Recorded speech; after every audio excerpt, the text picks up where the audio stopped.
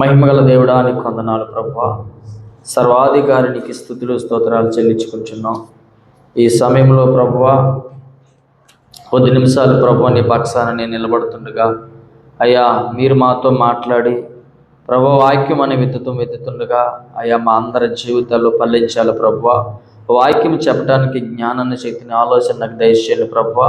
అయ్యా వినటానికి ప్రభువా కూడి ఉన్న ప్రతి ఒక్కరికి ప్రభువా ఇగో నేను జ్ఞానాన్ని, శక్తిని, ఆలోచన మీకు దయచేయమని, కూడి వచ్చిన ప్రతి ఒక్క బిడ్డని దీవించమని యేసు క్రీస్తు నామమున అడిగి వేడుకొనుచున్నాము తండ్రి.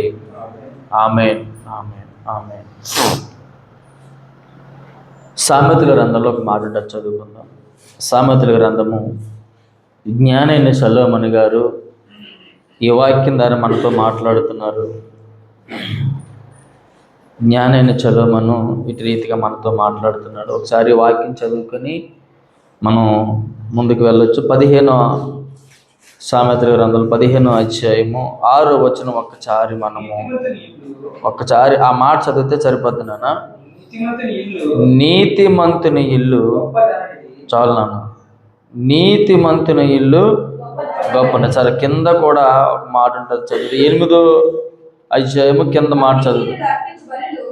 కింద మాట యథార్థవంతుల ప్రార్థన ఆయనకు ఆనందకరము, భక్తిహీనుల మార్గము యెహోవాకు నీతిని అనుసరించు వానిని ఆయన ప్రేమించును. మార్గము, దేవుని మార్గము విడిచిన వానికి కఠిన శిక్ష కలుగును. దేవునికి మహిమ కలుగును కాక. హల్లెలూయా. మరి అన్నయ్య తమ్ముడికి ఇస్తారేమో సమయం అనుకున్నాను, కానీ నాకు ఇచ్చారు కనుక ఏదైనప్పటికీ దేవుడు ఇక్కడ నిలబడితే మాట్లాడించేవాడు, దేవుడు జ్ఞానం ఇచ్చేవాడు, దేవుడు మనతో మాట్లాడించేవాడు. ఈ సొలొమోను జ్ఞానాన్ని సొలొమోను దావీదు కుమారుడు, మనందరికీ తెలుసు. ఈయన దావీది ఒక మందిరం కట్టాలి, దావీదు ఒక మందిరం కట్టాలనే ఆలోచన కలిగినప్పుడు దేవుడు అది జరగదు. ఎందుకంటే అది మీ అందరికీ తెలుసు. దావీదు గారు మందిరం కట్టాలనే ఆలోచన కలిగి ఉన్నప్పుడు ఆయన వెంట ఒక పాపం చేసి ఆ పాపం వెంటాడుతున్న సమయంలో దేవుడు ఆ మందిరం కట్టడానికి దేవుడు దావీదుకి అవకాశము ఇవ్వడు. అయితే ఎవరికి ఇస్తారు మరి అంటే తన పుట్టినటువంటి కుమారుడు ఎవరు? సొలొమోను. సో దావీదుకి లేదు అంత జ్ఞానము, కానీ దేవుడు సొలొమోనుకి అంత జ్ఞానాన్ని దేవుడు ఇచ్చాడు. ఎందుకంటే ఈ మాట నేను ఎందుకు చెప్తున్నానంటే, దేవుడు ఏ మనిషిని ఏ రీతిగా ఎలాగ ఎప్పుడు వాడుకుంటాడు అనేది దేవుడికి మాత్రమే తెలియదు, మనకెవరికి కూడా తెలియదు. ఈరోజు దైవజనులు మరి జోసెఫ్ గారు మన మధ్యన లేనప్పటికీ కూడా మరి ఆయన ఎంతగానో వాడబడ్డారు. ఎందుకంటే అనేకమైన గ్రామాలకు వెళ్ళారు, అనేకమైన ప్రాంతాలకు వెళ్ళారు, అనేకమైన దేశాలు కూడా వెళ్ళడమని అనుకుంటున్నాను ఆయన. కానీ ఎక్కడికి వెళ్ళినా దేవుడు ఆయన్ని వాడుకున్నాడు. ఆయన సాక్ష్యం అన్నాను అంటే ఎందుకు ఆయన కోసం ఈరోజు ఈ మాట నేను చెప్తున్నానంటే, ఒక సేవకుడు, క్రైస్తవులు ఒక ఆత్మీయ సేవకుడు, ఆయన అనేకమైన ప్రాంతాలకు వెళ్ళి ఆయన ద్వారా అనేక మంది రక్షింపబడ్డారు. దేవునికి మహిమ కలుగును గాక. హల్లెలూయా. అయితే మరి ఆయన మొన్నటి దినమున ఆయన ఇందాక ఒక ఆయన కోసం ఒక మాట మాట్లాడారు. ఏంటంటే ఆయన చనిపోయారు కదా అంటే చాలామంది జ్ఞానులు ఉంటారు. ఒక మనిషి అంటాడు, ఒక ఆయన అంటాడు కదా, ఆయన వాక్యం చెప్తున్నారు కదా, ఆల్రెడీ మీటింగ్కి వెళ్ళి వాక్యం చెప్తున్నాడు, దేవుడికి ఆయన తోడే అన్నాడు కదా, దేవుడు ఎందుకు ఆయన రక్షించలేదు? ఆ టైంలోనే ఆయనకి గుండెపోటు ఎందుకు వచ్చింది? ఆ టైంలోనే దేవుడు ఎందుకు ఆయన రక్షించగలకపోయాడు? ఆయన ప్రాణాన్ని ఎందుకు కాపాడలేకపోయాడు అని ప్రశ్నలు అన్నమాట, ప్రశ్నలు. అయితే అప్పుడు ఒక ఆయన అన్నాడు ఏంటంటే, ఎప్పుడు దేవుణ్ణి ఎలాగ ఏ రీతిగా ఆయన్ని తీసుకెళ్ళిపోతాడో ఎవరికి తెలియదు. మనిషిని ఎప్పుడు ఎలా వాడుకుంటాడో దేవుడికి మాత్రమే తెలుసు. ఎప్పుడు ఆ మనిషిని ఆయన దగ్గరికి తీసుకెళ్ళిపోవాలి ఆయనకు మాత్రమే తెలుసు. మీరు అజ్ఞానం వల్లే మాట్లాడొద్దు. దేవునికి మహిమ కలుగును గాక. అజ్ఞానం వల్లే మాట్లాడద్దు. ఆయన చనిపోయి ఆయన కుటుంబం అంతా బాధపడుతుంది. పిల్లలిద్దరు, ఆడపిల్ల, అబ్బాయి అమ్మాయి, ఇద్దరు బిడ్డల కుటుంబం అంతా చాలా వ్యాధులతో ఉంది. కానీ వాదాచటం మానేసి ఏం చేస్తున్నారంటే ఆయన మీద ఏం చేస్తున్నారు? చటారీలు వేస్తున్నారు. నీ దేవుడు గొప్ప దేవుడు కదా, నీ దేవుడు నీ ప్రాణాన్ని కాపాడలేడా?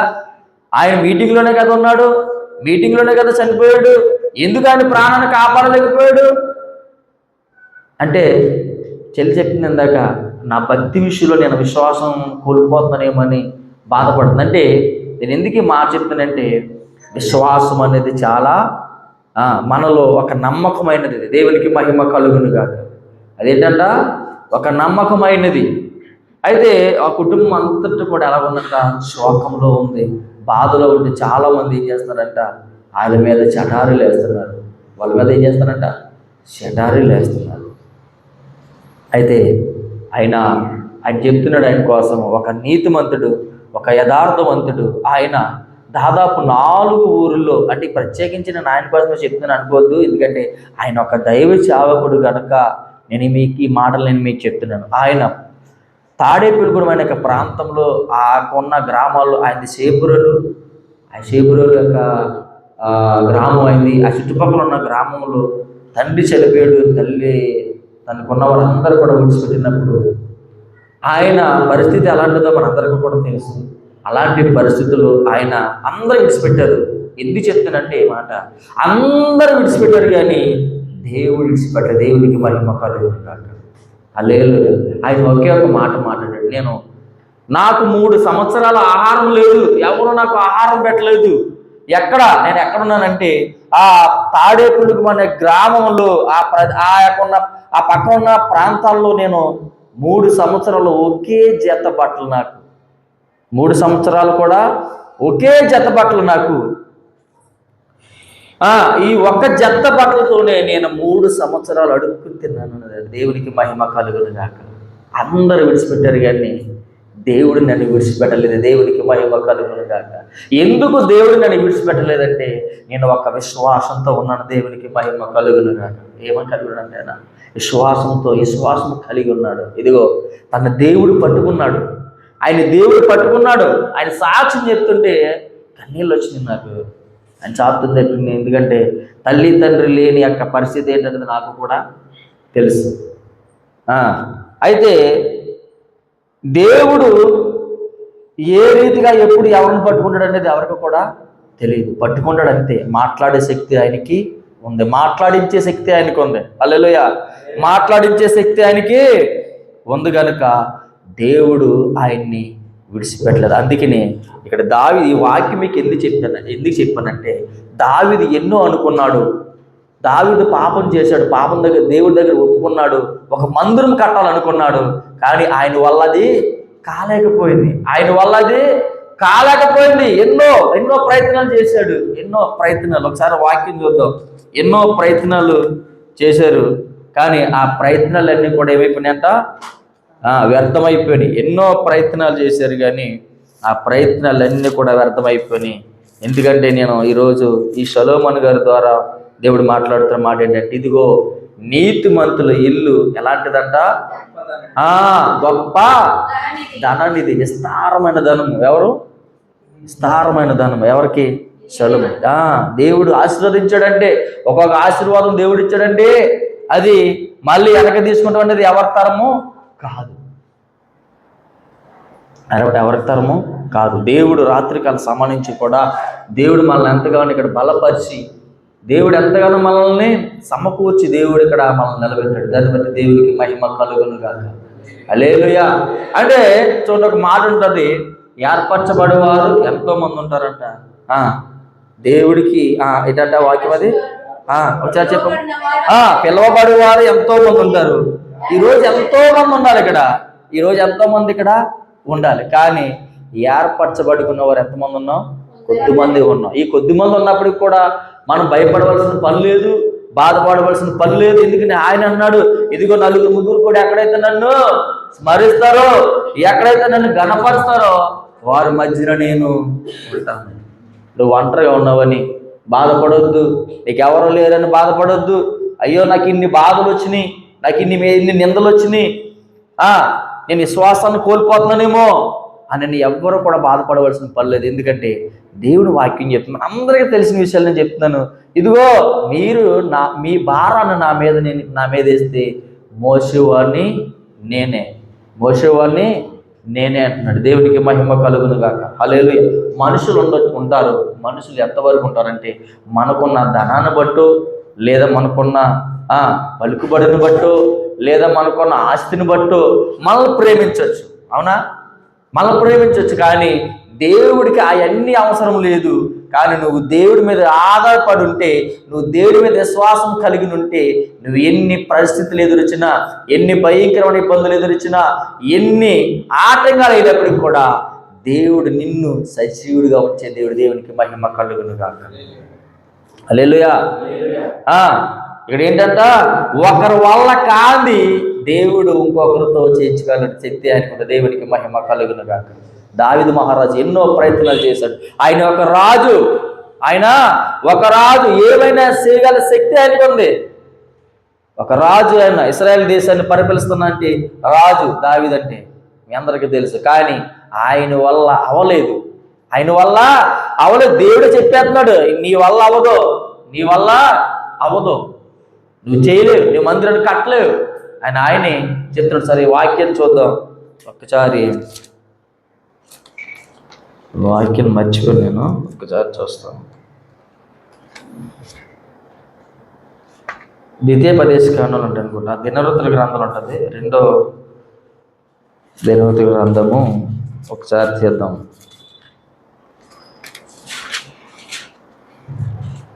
2వ దినవృత్తుల గ్రంథము ఒకసారి చేయండి. అందులో అక్కడ దావీదు గారి కోసం ఒక మాట ఉంటుంది.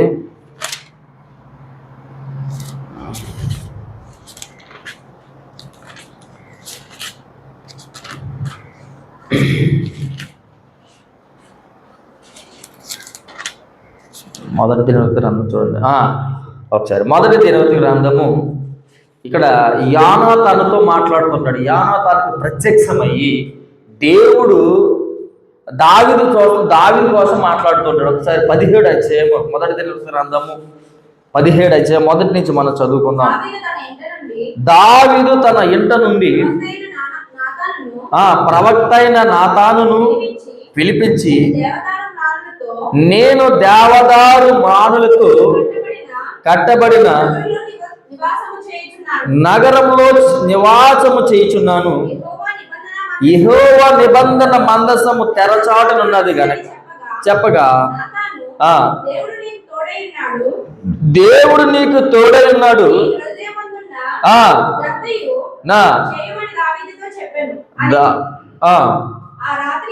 ఆ రాత్రి యందు దేవుని వాక్కు ఎవరికి ప్రత్యక్షమైందంటండి? నాతానుకు ప్రత్యక్షమయ్యి దావీదు కోసం మాట్లాడుతున్నాడు. దేవునికి మహిమ కలుగును గాక. ఇదిగో నువ్వు దావీదు దగ్గరికి వెళ్ళి, ఇదిగో దావీదుతో ఈ మాట నువ్వు చెప్పు అని నాతానుకి ప్రత్యక్షమయ్యి ఈ మాట మాట్లాడుతున్నాడు. దేవునికి మహిమ కలుగును గాక. చదవమ్మా. నీవు పోయి నా సేవకుడైన దావీదుతో ఇట్లనము, యెహోవా సెలవిచ్చినది ఏమనగా, నా నివాసమునకై ఒక ఆలయము కట్టించుట నీ చేత కాదు. దేవునికి మహిమ కలుగును గాక. మరి ఎవరి చేత అంటండి? దేవుడే అంటున్నాడు, నీ చేత కాదు. ఒకసారి చదువు. రప్పించిన నాట నుండి నేటి వరకు నేను ఒక ఇంటిలో నివాసము చేయుచున్నాను. చేయక నేను ఒకానొక గుడారములోను ఒకానొక డేరాలో నివాసము చేసి తిని. దేవునికి మహిమ కలుగును గాక. హల్లెలూయా. ఎన్ని మాటలు చూడండి. దేవుడు ఎవరికి ప్రత్యక్షమై మాట్లాడుతాడంట? నాతానుకు ప్రత్యక్షమై, ఇదిగో నువ్వు దావీదు దగ్గరికి వెళ్ళి ఈ మాట నువ్వు మాట్లాడు, ఈ మాట నువ్వు చెప్పు. నీకు మందిరము కట్టడానికి నీ చేత కాదు, అది నీ వల్ల కాదు. ఎందుకంటే నీకు దేవునికి అడ్డుగోడగా ఒకటి ఉన్నది. ఏంటది? పాపం. దేవునికి మహిమ కలుగునుగా. అదేంటంటే పాపం. ఇది దావీదుకి దేవునికి అడ్డుగోడగా ఉన్నది కనుక దావీదు మందిరము కట్టలేని పరిస్థితి. మందిరము కట్టలేకపోయాడు. ఆయన ఎన్నో ప్రయత్నాలు చేశాడు, మందిరము కట్టలేకపోయాడు. కానీ ఆయన కడుపును పుట్టిన కుమారుడు ఎవరంట? ఆయన కుమారుడు ఎవరంట? సొలొమోను. ఇదిగో సొలొమోను మాట్లాడుతున్న మాటలు ఏంటంటే, ఒకసారి సామెత గ్రంథం తీద్దాం ఒకసారి అందరూ కూడా. అక్కడ నీతి కోసం మాట్లాడుతున్నాడు. నీతి కోసము మాట్లాడుతున్న మాట ఏంటంటే, ఒకసారి ఆయన ఇదిగో తన దావీదు కుమారుడైన సొలొమోను అంటాడు కదా, అయ్యో నాకు జ్ఞానాన్నివి, నాకు ఆలోచన ఇయ్యి, నాకు తెలివినియ్యి అనని దేవుడిని అడిగినప్పుడు దేవుడు ఏం చేశాడంట? సొలొమోనుకి గొప్ప జ్ఞానాన్ని దేవుడు దయచేశాడు. ఆ జ్ఞానవంతుడు ఈరోజు ఈ మాటలు మాట్లాడుతున్నాడు. దేవుడికి మహిమ కలుగునుగా. ఏమని మాట్లాడుతున్నాడంటే, ఇదిగో నీతిమంతుని ఇల్లు గొప్పదైన గొప్ప ధననిధి. భక్తిహీనులంట, భక్తిహీనులు కలుగు శ్రమకు కారణము, భక్తిహీనుల మార్గము కలుగు యెహోవాకు ఏమో. ఈ మాటలని ఎవరు చెప్తున్నారంటే, జ్ఞానైన సొలొమోను మనతో మాట్లాడుతున్నాడు. దేవునికి మహిమ కలుగునుగా. నీతి కోసం మాట్లాడుతున్నాడు, యథార్థత కోసం మాట్లాడుతున్నాడు, విశ్వాసం కోసం మాట్లాడుతున్నాడు. ఏమోనంటే ఇదిగో ఇక్కడ ఒకసారి 12వ అధ్యాయము ఏదో మాట్లాడదారు అనుకున్నాం. చెల్లి సాక్ష్యం చెప్పిన తర్వాత యొక్క వాక్యాన్ని చెప్పాలని ఆశ కలిగింది నాకు. దేవునికి మహిమ కలుగునుగాక. ఎందుకంటే మన విశ్వాసమే మనల్ని కాపాడుతుంది. అది మనకి తెలియదంతే. మనం అనుకుంటాం, అయ్యో మనకి ఇన్ని పరిస్థితులు ఎదురవుతున్నాయి, ఇన్ని ఇబ్బందులు ఎదురవుతున్నాయి, ఏంటని అనుకుంటాం. కానీ దేవుడు నిన్ను నడిపిస్తాడు, నడిపించేవాడు ఆయన. దేవుడు మన ముందెల్లా దేవుడు మన వెనకాలండి మనల్ని కాపాడుతాడు. దేవుడికి మహిమ కలుగునుగాక. ఒక జ్ఞాని చెప్తున్న మాటలు ఇవి, ఒక జ్ఞాని చెప్తున్న మాటలు, ఒక రాజుకు పుట్టిన కుమారుడు, ఒక జ్ఞాని చెప్తున్న మాటలు, ఒక యథార్థమైన మాటలు ఏంటంట చూడు ఇక్కడ 12వ అధ్యాయము 21వ వచనం ఒకసారి మనం నీతి మంతులకి ఏ ఆపద సంభవింపదు, భక్తిహీనులు కీడుతో నిందురు. దేవునికి మహిమ కలుగునుగాక. హల్లెలూయా. ఏంటంట? నీతి మంతునికి ఏ ఆపద సంభవింపదు. ఒకవేళ సంభవించిన ఆపదలో నుంచి దేవుడు నిన్ను తప్పిస్తాడు. అదే దేవుడు మాటలు మాట్లాడుతున్నాడు. అదే జ్ఞానిని సొలొమోను మనతో మాట్లాడుతున్నాడు. హల్లెలూయా. మనం అనుకున్న పరిస్థితులు వేరుగా ఉంటాయి, దేవుడు చేసే పరిస్థితులు వేరేగా ఉంటాయి. హల్లెలూయా. నీతి మరణం నుండి కూడా తప్పిస్తాడంట. నీతి ఏం జరుగుతుందంట? మరణాన్ని నుండి కూడా తప్పిస్తుంది. 21 అధ్యాయం, అదే 13:21. నీతిమంతుల మేలు ప్రతిఫలముగా వచ్చును, మంచివాడు తన పిల్లను ఆస్తికర్తలుగా చేయును. దేవునికి మహిమ కలుగునుగాక. హల్లెలూయా. ఏంటంటే నీతిమంతులకు మేలు ప్రతిఫలముగా వచ్చును. నువ్వెక్కడున్నా, నువ్వే పరిస్థితిలో ఉన్నా, దేవుడు నీ నీతికి గొప్ప ప్రతిఫలం దేవుడిస్తాడు. హల్లెలూయా. ఏంటంటే నీతికి గొప్ప ప్రతిఫలం దేవుడు ఇస్తాడు. ఎందుకంటే నీతి మనల్ని ఏం చేస్తుందంట? మరణాన్ని నుండి కూడా రక్షిస్తుంది. మరణాన్ని నుండి కూడా రక్షిస్తుందని దేవుని యొక్క వాక్యమే మనకు సెలవిస్తుంది. యథార్థవంతుల ప్రార్థన అంటే దేవునికి ఎలాంటిదంట? అది బాధాకరం అండి, ఆనందకరము. హల్లెలూయా. కన్నీటితో ప్రార్థన చేశాను, నా ప్రార్థన దేవుడు నాకు ప్రతిఫలం ఇచ్చాడు. దేవుడు ఒక సాక్షిగా ఈరోజు మన మధ్య నిలబెట్టాడు. దేవునికి మహిమ కలుగునుగాక. హల్లెలూయా. దేవుడికి ఎలాంటి ప్రార్థన ఇష్టం అంటే ఆనందకరమైన ప్రార్థన, విశ్వాసమైన ప్రార్థన. ఎలాంటి ప్రార్థన అంట? కన్నీటమైన ప్రార్థన దేవునికి ఇష్టం. దేవుడు ఇష్టపడుతున్నాడు. అదే అంటాడు కదా, ఇదిగో నువ్వు కన్నీళ్లు విడిచిట నేను చూచి తిని. దేవుడు చూస్తున్నాడు మనం ఏ ప్రార్థన చేస్తున్నాం, మనం ఎలా ఉన్నాం, మనం ఎలా జీవిస్తున్నాం. అది దేవుడికి అన్నీ తెలుసు. సమస్తము ఎరిగిన దేవుడు, దేవునికి మహిమ కలుగునుగాక. హల్లెలూయా. సమస్తము ఎరిగిన దేవుడు. దుష్టుడు మనల్ని వెంటాడుతుంటాడు. దుష్టుడు మనల్ని ఎందులో ఏ కీడులో మనల్ని పాడవేయాలని చూసినా కానీ దేవుడు తప్పించగల దేవుడు. దేవునికి మహిమ కలుగునుగాక. హల్లెలూయా. దేవుడికి అసాధ్యమైనది ఏదైనా ఉందా? ఏమీ లేదు. సమస్తము సాధ్యము ఆయనకి. సమస్తమును సాధ్యం. ఈ బైబిల్, ఈ పరిశుద్ధమైన గ్రంథంలో ఎంతోమంది నీతిమంతులు ఉన్నారు, ఎంతోమంది యథార్థవంతులు ఉన్నారు, ఎంతోమంది విశ్వాసులు ఉన్నారు. కానీ దేవుడు విడిచిపెట్టాడా? ఎవరిని కూడా విడిచిపెట్టాలి. అందరికీ ఆపదలు వచ్చినాయి, అందరికీ ప్రమాదాలు వచ్చినాయి, అందరికీ ఇబ్బందులు వచ్చినాయి, అందరికీ కష్టాలు వచ్చినాయి. కానీ దేవుడు ఎవరిని కూడా విడిచిపెట్టలేదు. ఎవరిని కూడా విడిచిపెట్టలేదు. తేర్లు అంటే చాలా ఉన్నాయి కనుక నాకు కొద్ది నిమిషాలు మాత్రమే సమయం ఇచ్చారు, కానీ కొద్ది నిమిషాలు నేను వాక్యించి ముగిస్తాను. అయితే చూడండి, దేవుడు ఎవరిని కూడా విడిచిపెట్టలేదు. ఎన్నో ప్రమాదాల నుంచి దేవుడు తప్పించాడు, ఎన్నో ఇబ్బందుల నుంచి దేవుడు తప్పించాడు. ఈరోజు మనం ఎంతండి దేవునికి? దేవుడి నువ్వు ఒకవేళ ఆపదలు ఉన్నాయేమో తీసి ఎక్కడ పెట్టగలరంట? ఆయన ఎక్కడైతే నువ్వు ఆపదలో ఉన్నావో, ఎక్కడైతే నువ్వు ప్రమాదంలో ఉన్నావో, ఎక్కడైతే నువ్వు ఏ భయంకరమైన పరిస్థితిలో ఉన్నావో దేవుడు విడిపించగల శక్తి ఉంది. దేవునికి మహిమ కలుగునుగాక. హల్లెలూయా. ఈరోజు మనందరూ కూడా దేవుడు అలా విడిపించలేదా? దేవుడు ఈరోజు మనందరూ కూడా నిలబెట్టలేదా? ఈరోజు దేవుడు ఎన్నో ప్రమాదాలు దేవుడు మనల్ని ఎదుర్కొన్నాం, ఎన్నో పరిస్థితులు మనం ఎదుర్కొన్నాం, ఎన్నో ఇబ్బందులు మనం ఎదుర్కొన్నాం, ఎన్నో కష్టాలు మనం ఎదుర్కొన్నాం. కానీ దేవుడు వాటన్నిటిని విడిపించాడు. దేవుడు ఒక్కొక్క సాక్షిగా దేవుడు మన మధ్య నిలబెట్టాడు. దేవునికి మహిమ కలుగునుగాక.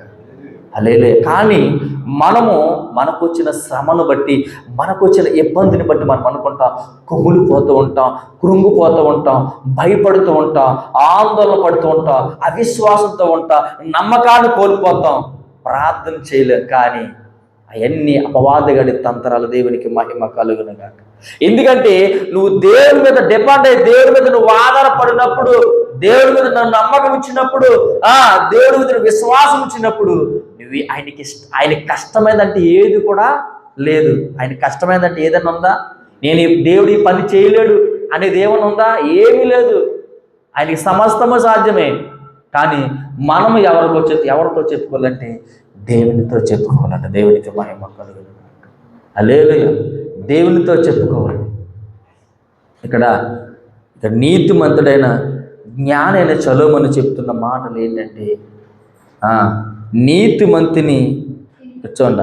నీతిమంతునికి ఏ ఆపద సంభవింపదు. ఒకవేళ సంభవించిన ఆపద నుంచి దేవుడు విడిపిస్తాడు. దేవునికి మహిమ కలుగునుగాక.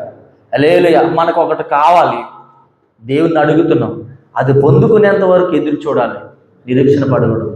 అది పొందుకునేంత వరకు మనము చూడాలి. ఈ యొక్క 24 గంటల ప్రార్థన దేని నిమిత్తం మనం ప్రారంభించామంటే, ఇదే నిమిత్తము ప్రతి కూడా ఒక ముందు మనకి ఏదైతే మనం ఏర్పాటు చేయాలని అనుకుంటున్నామో అది ఏం చేయాలంటే ఘనంగా జరగాలని ముందుగా మనం ఏం చేయాలంట? ఉపవాసంతో ప్రార్థన చేస్తే దేవుడు గొప్ప ప్రతిఫలం దేవుడు మనకి దయచేస్తాడు. దేవునికి మహిమ కలుగును. గొప్ప ప్రతిఫలం దేవుడు మనకి దయచేస్తాడు. కానీ మనం నమ్మాలి. ఆ కార్యం జరిగేంత వరకు కూడా ఏం చేయాలంటే మనము నమ్మాలి. దేవుడు కంపల్సరిగా చేస్తాడు. ఈ మాటలు మనలో ఎవరినో ఒక ధైర్యం పుట్టించడానికి ఈరోజు ఈ వాక్యం ద్వారా దేవుడు మనతో మాట్లాడుతున్నాడు. దేవునికి మహిమ కలుగునుగాక. హల్లెలూయా. ఏదో చెప్తారనుకున్నాం, ఏదో మాట్లాడతారనుకున్నాం, కానీ ఇక్కడికి వచ్చిన తర్వాత అంతా కూడా మారిపోతుంది. ఎందుకంటే ఆయన నిలబెట్టి ఏదైతే మాట్లాడించుకోవాలి అనుకుంటాడో ఆ మాటలు దేవుడు మనతో మాట్లాడుతూ ఉంటాడు. హల్లెలూయా. దేవుడు ఏదైతే మాట్లాడాలనుకుంటాడో దేవుడు అది మాట్లాడించే శక్తి దేనికి ఉంది. దేవునికి మహిమ కలుగునుగాక. హల్లెలూయా. ఒకసారి సామెతల గ్రంథము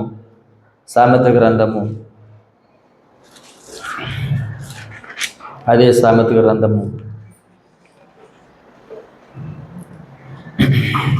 10వ అధ్యాయము 6వ వచనం ఒకసారి మనం, నీతిమంతుని తల మీదకి అంతే ఆశీర్వాదం వచ్చేస్తుంది. దేవునికి మహిమ కలుగును గాక. హల్లెలూయా. మన నీతి మనల్ని కాపాడుతుంది. చూడు పైన ఉంటుంది, చూడు 3 అధ్యాయం 2 అధ్యాయంలో పైన ఉంటుంది, నీతి దేని నుండి రక్షిస్తుంది. నీతి నీ మరణం నుండి రక్షిస్తుందంట. దేవునికి మహిమ కలుగును గాక. యెహోవా నీతిమంతులనే చూడు అది పైన 2 మాటలు, నీతి మరణం నుండి రక్షించును, యెహోవా నీతిమంతునికి ఆకలిగా ఉండనేడంట. దేవునికి మహిమ కలుగును గాక. హల్లెలూయా. చూడు ఈరోజు ఈ మాటలు మనల్ని ఏం చేస్తున్నాయంట, ధైర్యపరుస్తున్నాయి. కానీ మనం ఎలా ఉండాలంట, ఈ లోకంలో నీతిగా ఉండాలంట. దేవునికి మహిమ కలుగును గాక. హల్లెలూయా.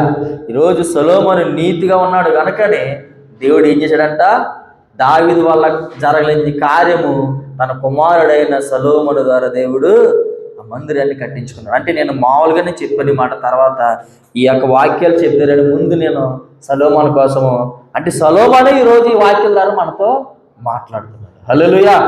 చూడండి ఇక్కడ 6వ అధ్యాయం ఏంటంట, నీతిమంతుని తల మీదకి ఏం కలుగుతుందంట, ఆశీర్వాదం వచ్చింది. ఆశీర్వాదం వచ్చింది. ఒకసారి 16వ అధ్యాయం చదువుతాం. నీతిమంతుని కష్టాజీతము జీవదాయకము. దేవునికి మహిమ కలుగును గాక. హల్లెలూయా. నీతిమంతునికి కష్టాజీతము ఎలాంటిదంట, జీవదాయకము. హల్లెలూయా. 21వ అధ్యాయం అంటాడు కదా, నీతిమంతుని పెదవులు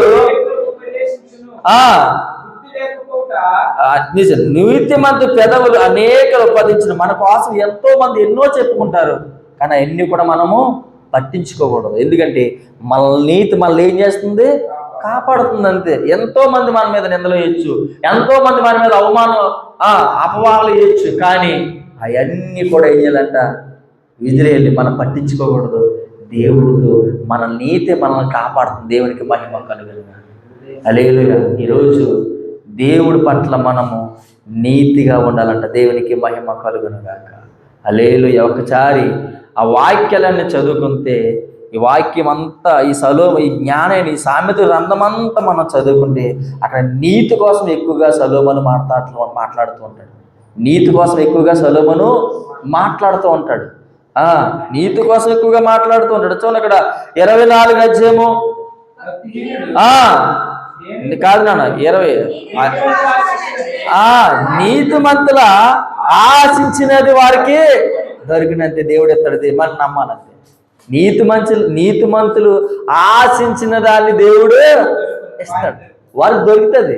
నువ్వేది కావాలనుకుంటున్నావో, నువ్వేది పొందకాలనుకుంటున్నావో దేవుడు కంపల్సరీగా ఇస్తాడు. దేవునికి మహిమ కలుగును గాక. హల్లెలూయా. కానీ మనము నమ్మాలి, అది పొందుకుంటున్నాం, దేవుడు మనకు అది ఇస్తున్నాడు అని మనం ఎప్పుడైతే మనం ఎదురు చూస్తుంటామో దేవుడు కంపల్సరిగా దేవుడు ఇచ్చే దేవుడు. హల్లెలూయా. ఇక్కడ వాక్యం చెప్తుంది, ఒక జ్ఞానైన సొలొమోను చెప్తున్నాడు ఈ మాటలు. జ్ఞానైన సొలొమోను ఈ మాటలు చెప్తున్నాడు ఏంటంట, నీతిమంతులు ఆశించినది వారికి దొరుకును. వారికి దొరుకుతుంది అంతే. కింద ఉంటుంది చూడండి, నీతిమంతుడు నిత్యము కట్టడవాలి, నిలుచు కట్టడవలే ఉన్నాడంట. దేవునికి నువ్వు భయపడొద్దు అంతే, నువ్వు భయపడొద్దు. దేవుడు నీ నీతికి ప్రతిఫలం దేవుడు ఇవ్వబోతున్నాడు. నీ నీతికి తగ్గట్టుగా ప్రతిఫలం దేవుడు నీకు ఇస్తున్నాడు. దేవునికి మహిమ కలుగును గాక. హల్లెలూయా. చూడండి అక్కడ 30వ అధ్యాయం కూడా ఉంటది, నీతిమంతుడు ఎన్నడూ కదిలింపబడడు. అంతే, కదిలింపబడడు. నీ నీతి నిన్ను కాపాడుతుంది, నీ నీతి నిన్ను కాపాడుతుంది. నీతిమంతుడికి కలుగు ఆపదలు అనేకమైన ఉంటాయి, కానీ వాటన్నిటి నుంచి విడిపించే శక్తి దేవునికి ఉంది. దేవునికి మహిమ కలుగును. అవునా కదా, మాట ఉంటుందంట ఏంటంటే, నీతిమంతులకు కలుగు ఆపదలు అనేకములు ఉన్నాయి, అనేకమైన ఉన్నాయి, కానీ వాటన్నిటి నుంచి విడిపించడానికి దేవుడు మనకి తోడే అన్నాడు. ఎందుకు మనం భయపడాలి, ఎందుకు మనం బాధపడాలి, ఎందుకు మనం చింతించాలి, ఎందుకు మన విశ్వాసాన్ని కోల్పోవాలి, ఎందుకు మన నిరీక్షణ కోల్పోవాలి? దేవుడు మనకు తోడే అన్నాడు. ఎందుకంటే నీ నీతికి ఏదైనదంట ఆధారమై. దేవునికి మహిమ కలుగును గాక. హల్లెలూయా. మనం ఏ విషయంలోనూ కూడా భయపడకూడదు. ఏ విషయంలోనూ కూడా మనము ఏం కలిగి ఉండాలంట? దేవునికి మహిమ కలుగును గాక. హల్లెలూయా. అపవాదులు మనల్ని వెంటాడుతుంటాడు, దుష్టుడు మనల్ని వెంటాడుతుంటాడు. నిన్ను ఏ కీడులో ఏ ప్రమాదంలో నిన్ను ముంచి వేయాలని చూస్తుంటాడు, నీ మీద ఏ నిందలేయాలని చూస్తుంటాడు. కానీ ఎవ్వరు ఏమనుకున్నా మన నీతి మాత్రం దేవుడు మన నీతి మనల్ని ఏం చేస్తుందంట? రక్షిస్తాడు. దేవునికి మహిమ కలుగును గాక. హల్లెలూయా. కూర్చోండి. 11వ వచనము 10వ అధ్యాయం చదువుదాం. నీతిమంతులు వర్ధిల్ల పట్టణమునకు సంతోషకరము. దేవునికి మహిమ కలుగును గాక. ఆ ప్రదేశం అంతా ఎలా ఉంటుందంట? సంతోషంగా ఉంటుందంటే మనం నమ్మాలి. నీతిమంతులు వర్ధిల్లుట, నీతిమంతులు వర్ధిల్లుటంట. ఒక నీతిమంతుడు, దేవుడు అంటాడు కదా అబ్రహాముతో, ఒక నీతిమంతుడు అంటే ఆ పట్టణాన్ని నేను నాశనం చేయను అంటాడు. కానీ ఏ నీతిమంతుడు కూడా అక్కడ దేవుడు కనపడలేదు. దేవుడు అంటాడు అబ్రహాంతో, అబ్రహాం గారు అంటారు కదా దేవుడితో, సొదొమ గొమొర్రా పట్టణం నాశనం చేయటానికి అయ్యా అక్కడ 10 మంది నీతిమంతులున్నా, 5 మంది నీతిమంతులున్నా, కేవలం ఒక్క నీతిమంతులున్నా పట్టణాన్ని నేను నాశనం చేయను అంటాడు. దేవునికి మహిమ కలుగును. అక్కడ అంటే ఎవరు లేరు? నీతిమంతి. కానీ దేవుని వాక్యం ఏం చెప్తుందంటే, ఇదిగో నీతిమంతులు వర్ధిల్లుట పట్టణమునకు సంతోషకరము. సంతోషకరం అంటే అక్కడ ఉన్నవారందరూ కూడా సంతోషంగా ఉంటారండి. అక్కడ ఉన్నవారందరూ కూడా సంతోషంగా ఉంటారంటే. కానీ మనం ఏం చేయాలి? నీతిగా ఉండాలి, యథార్థతగా ఉండాలని దేవుని వాక్యము సెలవిస్తుంది. ఇక్కడ అన్ని వాక్యాలు మనం చూసుకుంటే ఒకసారి 23వ అధ్యాయం కూడా చూద్దాం. 11:23. నీతిమంతుల కోరిక దేవునికి ఉత్తమమై ఉన్నది. దేవునికి మహిమ కలుగును గాక. హల్లెలూయా. ఎవరి కోరిక దేవునికి ఇష్టమై ఉన్నదంట? నీతిమంతుని కోరిక. నీతిమంతుని కోరిక దేవునికి ఎలా ఉన్నదంట? ఉత్తమమైనదంటే ఉత్తమైనదంటే నువ్వేది అడిగినా సరే దేవుడు ఇవ్వటానికి సిద్ధంగా ఉన్నాడు. దేవునికి మహిమ కలుగును గాక. లేట్ అవుతుందంటే ఎదురు చూడంతే దేవుడు నీకు ఇస్తానికి సిద్ధంగా ఉన్నాడు. అది పొందుకుంటానికి మనం ఏం చేయాలి? వెయిట్ చేయాలి. అది పొందుకోవటానికి మనము వెయిట్ చేయాలి. అందుకే ఇందాక ఆ మాట చెప్పాను కదా, ఏర్పరచబడిన వారు, పిలవబడిన వారు అనేక మంది ఉన్నారు. ఇక్కడ ఎంతమంది ఉన్నాం మనం? ఇక్కడ ఎంతమంది ఉన్నాం? తక్కువ మందే ఉన్నారు. కానీ మనతో ఎవరున్నారంట? క్షమించాలి, మనతో ఎవరున్నారు? మనతో దేవుడు ఉన్నాడు. దేవునికి దేవాతి దేవుడు, సైన్యాలకు అధిపతి అయిన దేవాతి దేవుడు మనకు తోడై ఉన్నాడు. కానీ మనం ఎలా ఉండాలంటే ఈ లోకంలో నీతి కలిగి ఉండాలి. ఈ మాటలు ఎవరు చెప్తారంటే జ్ఞానైన షలోమోను దేవుడు వాక్యం ద్వారా మనతో మాట్లాడు. హల్లెలూయా. జ్ఞానైన షలోమోను ద్వారా దేవుడు మనతో మాట్లాడుతున్నారు.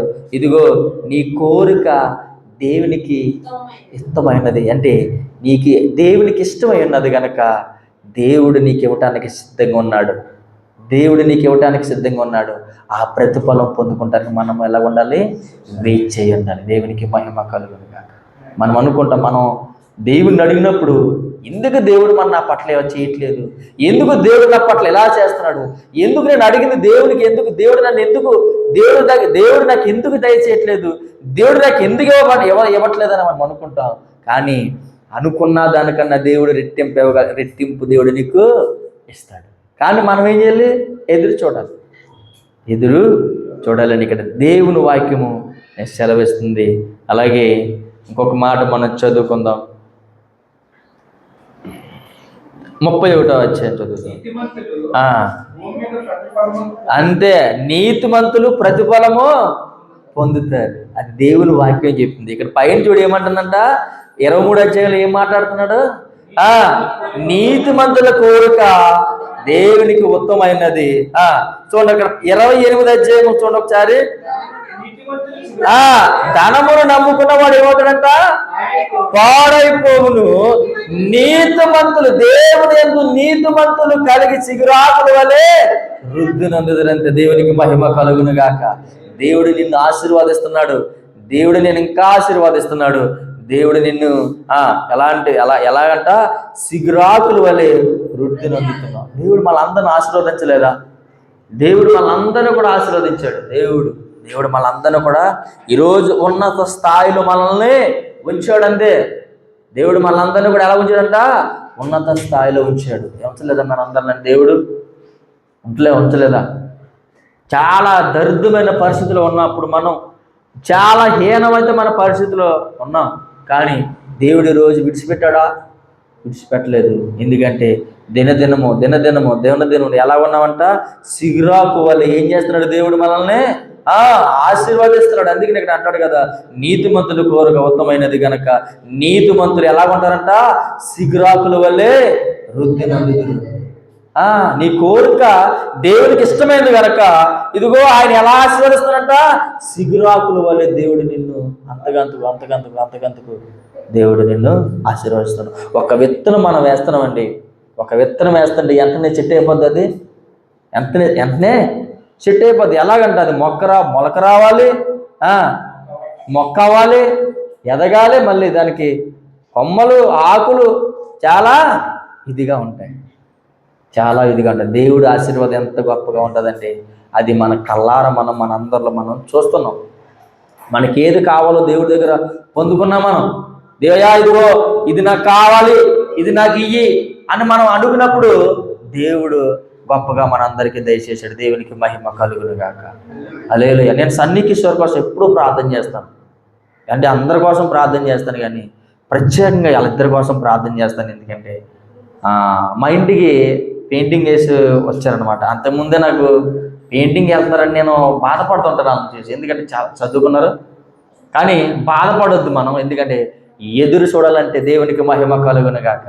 హల్లెలూయా. ఎదురు చూడాలంటే మన దాదాపు 3 నెలలు అవుతుందో 4 నెలలు అవుతుంది అనుకుంటా మా ఇంటికి పెయింటింగ్ వేయడానికి వచ్చారు.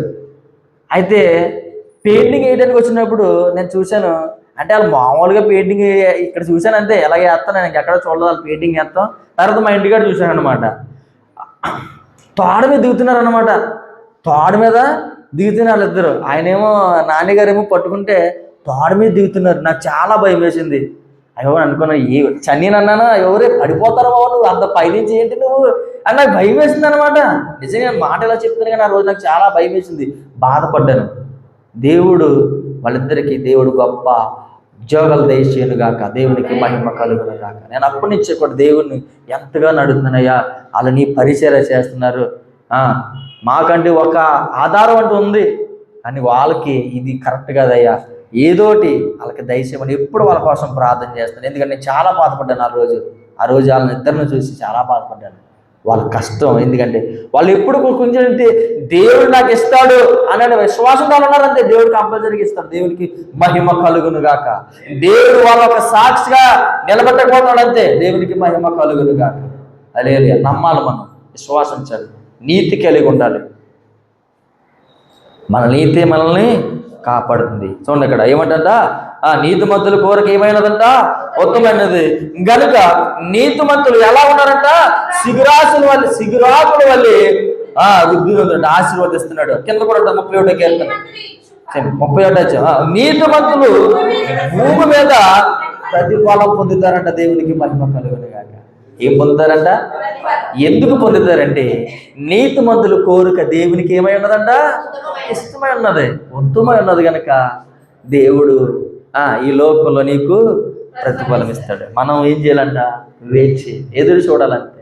ఎప్పుడైతే మనం ఎదురు చూస్తామో దేవుడు కంపల్సరిగా ప్రతిఫలం మనకి ఇస్తూ ఉంటాడు, ఇస్తూ ఉంటాడు. కానీ మనము ఎలా ఉండాలంటే మన నీతిని తప్పి ఉండకూడదు. మన నీతి తప్పితే నీతికి దేనై ఉన్నదంట? నీతి ఏమైనదంట? అన్నిటినీ కూడా దేవుడు నీతి కలిగి ఉంటే మనల్ని ఏం చేస్తాడంటే దేవుడు ఆశీర్వదిస్తానంటున్నాడు.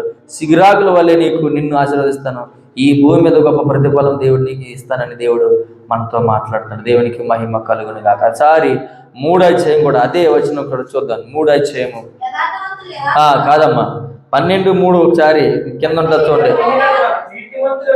నీతిమంతులు వేరు అంతగా ఆశీర్వదిస్తారంట. దేవునికి మహిమ కలుగును గాక. దేవుడు ఎంతగా ఆశీర్వదిస్తారంట? కదలనంతగా దేవుడు నిన్ను ఆశీర్వదిస్తాడు. కదలనంతగా దేవుడు నిన్ను ఆశీర్వదిస్తాడు. ఎందుకంటే దావీదు మహారాజు ఒక్క టైంలో ఒక పరిస్థితులు ఏం చేయడంట? నీతిని తప్పాడు. నీతిని తప్పాడు గనక ఆయన చేత మందిరం అనే యొక్క మందిరం కట్టబడే విషయంలో దేవుడు ఆయనకి ఏం చేయలేదంట, ఇవ్వలేదు, ఆ అధికారం ఇవ్వలేదు. ఎవరికి ఇచ్చారు? యథార్థంగా ఉన్నాడు గనక, నీతిమంతుడిగా ఉన్నాడు గనక ఈ సొలొమోను దేవుడు అవకాశాన్ని ఆయనకి ఇచ్చాడు. ఎంతగా ఆశీర్వదించాడంటే, ఎంతగా ఆశీర్వదించాడంట, ఆయన తండ్రి కన్నా ఎక్కువగా ఆశీర్వదించాడంట. దేవునికి మహిమ కలుగును గాక.